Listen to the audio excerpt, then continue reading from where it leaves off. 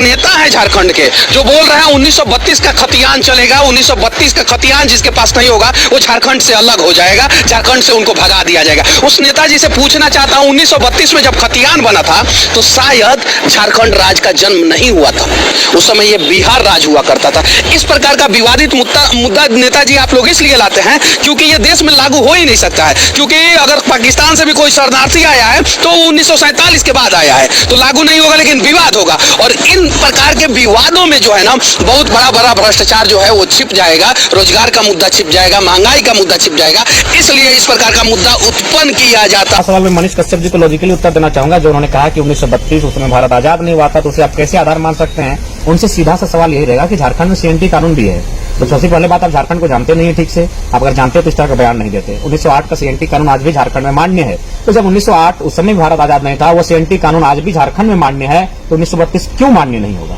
दूसरी बात ये बात करते हैं 1935 की, मैं बात करता हूँ 1935 का जो कानून था, जिसे शायद भारतीय कानून अधिनियम कहा जाता है या फिर कुछ नाम हो सकता है, मैं कंफर्म नहीं पा रहा हूँ, यानी भारतीय कानून जो 1935 में बना था उसी की सारी धाराएं संविधान में इंक्लूड की गई हैं, तो उस हिसाब से भारतीय संविधान भी गुलाम भारत में बना है और उसकी आधारशिला तो गुलाम भारत में तय हुई थी। 1946 से भारतीय संविधान बनना स्टार्ट हो चुका था। भारत आजाद 1947 में हुआ था, लेकिन संविधान बनने की प्रक्रिया 1946 से स्टार्ट हो चुकी थी, तो उसे आप क्या कहेंगे? तो मेरा यही प्रश्न रहेगा पूरे हिंदुस्तान से, और विशेषकर जो बिहार, बंगाल और यूपी राज्य के जो लोग हैं जो झारखंड को लेकर दोहरी मानसिकता रखते हैं, उन्हें बाकी राज्यों से कोई आपत्ति नहीं है। गुजरात में अधिकार नहीं मांगते, महाराष्ट्र में अधिकार नहीं मांगते, जानते हैं कि वे लोग स्ट्रांग है, उनसे लड़ नहीं पाएंगे, उनसे भिन्न नहीं पाएंगे। और बिल्कुल अब क्यों लड़ेंगे?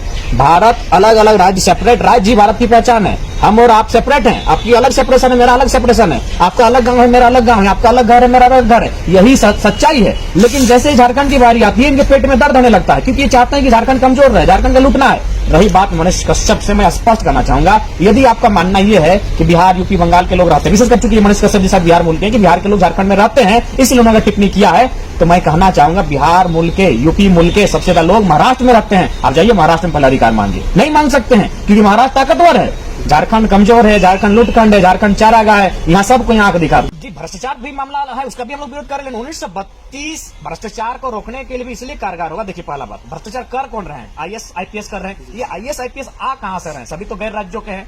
क्या पूजा सिंघल हमारे झारखंड की नहीं है? तो इसलिए जब 32 की खतियान होगी, जब झारखंडियों को प्राथमिकता दी जाएगी, झारखंड के लोग नौकरियों में, सेवा के पदों में आगे आएंगे, वे लोग जब नियोजन में अवसर लेंगे तो थोड़ा सा भ्रष्टाचार धीरे धीरे कम होगा, क्योंकि उन्हें माटी के प्रति उनका प्रेम है, उनके झारखंड के प्रति उनकी कट्टरता है कि भाई हम किसको लूटेंगे, ये मेरे लोग हैं, ये अपने लोग हैं, इनको लूट के मुझे क्या मिलेगा। लेकिन चूंकि बाहरी राज्य के लोग आ रहे हैं, वे तो मैंने करोड़ रुपया देकर यहाँ अपना स्थानांतरण कर रहे हैं कि हमको झारखंड, और विशेषकर जो कोयला औद्योगिक क्षेत्र है वहां आकर अपना तबादला करा रहे हैं, इसी उद्देश्य से कि भैया वहां हमको लूटना है, अच्छा धनराशि जमा करना है, फिर अपने राज्य में आ जाना है। तो निश्चय ही 32 एक अलग मुद्दा है।